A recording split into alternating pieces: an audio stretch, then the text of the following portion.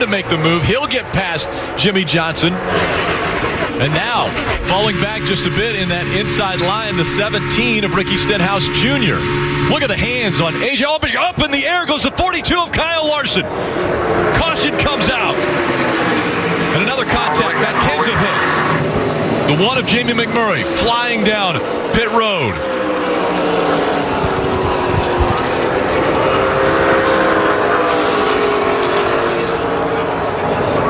Kyle Larson up in the air, right in front of the grandstands.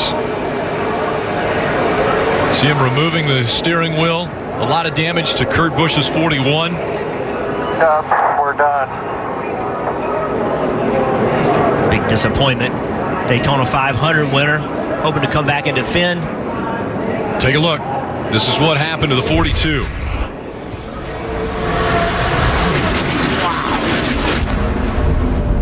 How did he get back on the ground without flipping?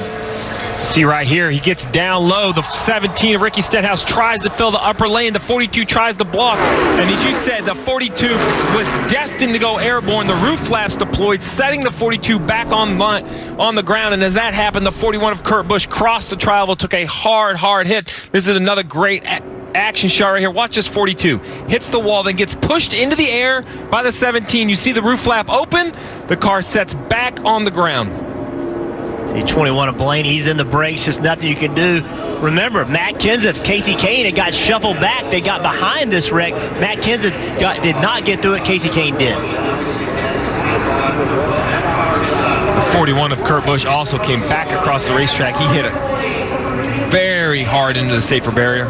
If you've ever been on a multi-ton airliner and taken off, those planes take off at 170 miles an hour. We're riding along at over 190 with the 42.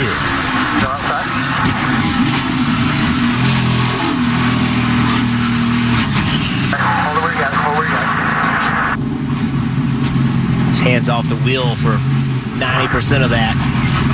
Took his hands off the wheel, hoping not to injure his hands or his wrist. We're in front of the 14. Check up. What a sickening feeling. Looking out the windshield, a car in the air in front of you, not knowing what's going to happen. That was Ryan Blaney's vantage point. Once again, the 17 of Ricky Stenhouse Jr. had filled that hole, and a big hit by the 41 of Kurt Busch. The red flag has been displayed. Those are the angles that just tremendous impact. The 41 down at the bottom of the racetrack gets caught in the quarter panel, it looked like.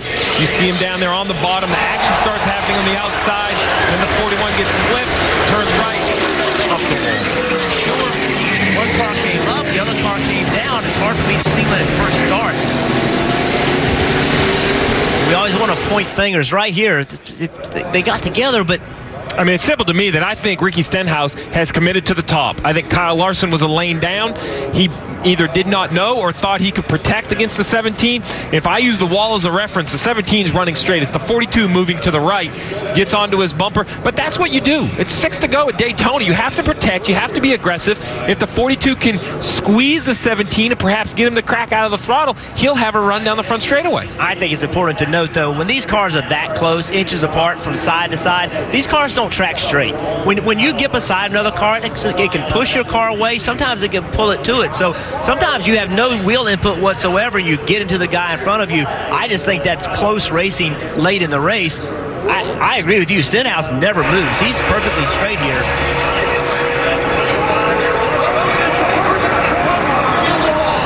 Nevertheless, big impacts. And once again, not a mid-pack accident. This is up towards the front. These are cars racing for the lead.